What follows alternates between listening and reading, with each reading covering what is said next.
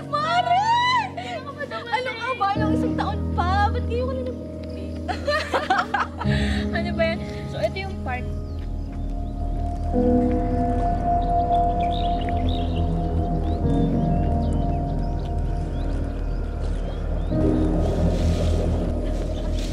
Uy, Mare! Bawal! Walis ka na. Ano ka ba? Ay, bawal ba? Ay, naku, walang makakita ka nila. Kasabihan na naman niya pa ba yata? Ay, naku.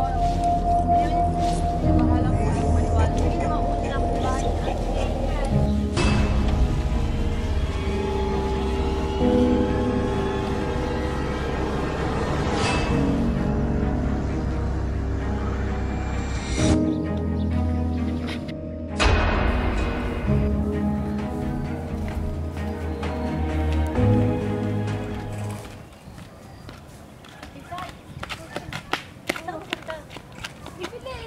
Nagugutom kasi ako, isama ka? Hindi. Nakita lang kita kasi kung yung lumabas ko ng lalaki. Isama ka. Wala lang. Hinabol lang kita. Kasi nagtatanong ako sa'yo. Ano yun? Kasi ang weird mo. Weird? Bakit? Diba, sabi mo nung isang araw pumunta tayo ng park. Pero nung nagkita tayo, parang kakaiba yung kinikilos mo. Pumunta ng park? Isang araw? Oo. Nasa bahay lang ako ng isang araw. Pagkasama tayo nun, no? Sabi mo magkita tayo. Tapos kakaiba pa nga yung kinikilos mo yun. Talaga? Oo. Hindi ko alam. Oo, ano ka ba? Nakakatakot ka nga. Hindi mo kung bakit ka ganun. Paano yun?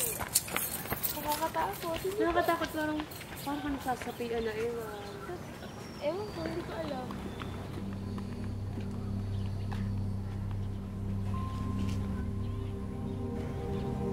Patuan si Kep.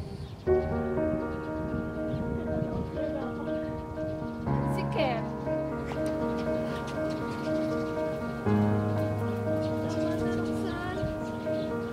Hindi ko na kayang gawin yung ginagawa mo. Manahimik kayo na ko, Roxanne. Ganda-ganda mo talaga.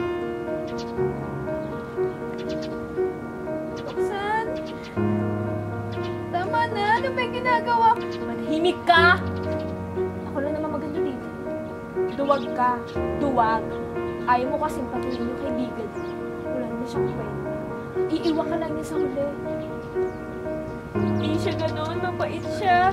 Layuan mo siya. Layuan mo yung kaibigan ko. Sige naman kasi. Iiwanan ka naman yun eh. Sikat-sikat ba yun? Nakausap mo naman. Hindi, pinakausap mo dyan.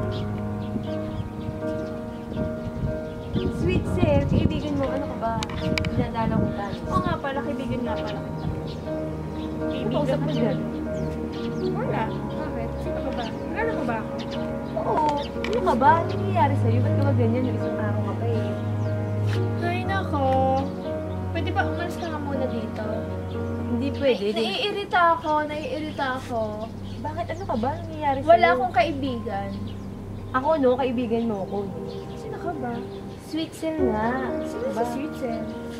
Anak ni Lisa.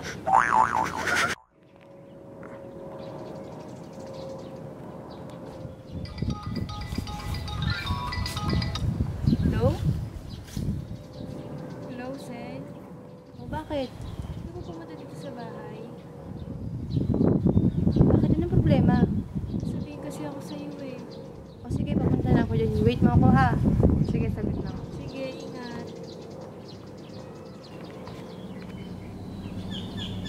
Sana pinitiyan niya ako.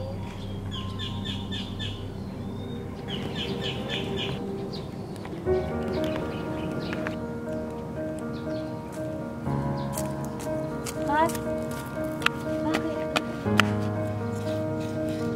Kasi, sabihin sana ako sa'yo. Ano yun?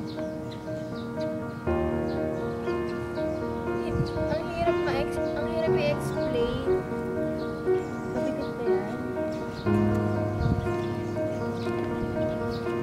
Kasi, may DID ako. Ano? May DID ka? Nakakainit ka talaga itong buto.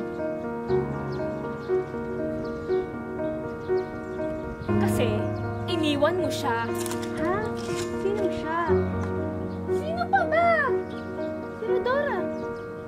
Sino ka ba? Ba't ano ba pinagsasabi mo? Ako lang naman si Roxanne. Ako yung tumulong sa kanya nung iniwan mo. Iniwan ko siya. Matagal na yun na akala ko ba okay ka na? Akala ko ba okay na tayo? Sa kanya okay, pero sa akin hindi okay. Bakit? Eh, ba't ano yung pinakita mo noon sa akin? Na parang ang okay-okay natin. Eh kasi nga, hindi ako si Rodora. Ako si Roxanne. Hindi kita maintindihan. Alam mo ba yun? Ang gulo-gulo mo. Tutulungan ko lang naman si Rodora maghiganti. Paghihigantihan ko siya. At ikaw ang may kasalanan ng lahat kung bakit siya nagkakaganito. Wala akong kasalanan. Meron kang kasalanan. Wala! Tama na, Roxanne. Tama na. Tama na. Tama na, Roxanne. Tulungan mo ako.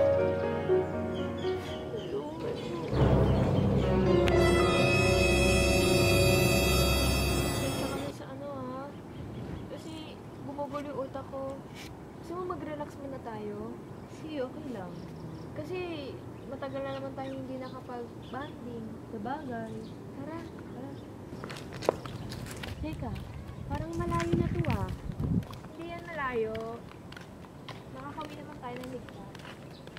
Malayo na to, parang hindi mo makakita. Ano ba, Kat? Bitawan mo nga ako sabi! Sino ka talaga, ha? Hindi mo kilala? Hindi kita kilala. Hindi ganyan ang kaibigan ko, no? Gusto mo magpakilala ko? Ayoko. Ano pong nagawa ko sa'yo? Bakit ka ba ganyan? Sa akin wala. Pero kay Rodora, marami. Dahil sa'yo kung bakit siya nagkaganito. Dahil sa'yo kung bakit niya ako nakilala. Maawa ka! Ano ma? Hindi dapat kinakaawaan. Maawa ka! Tama na, Kat!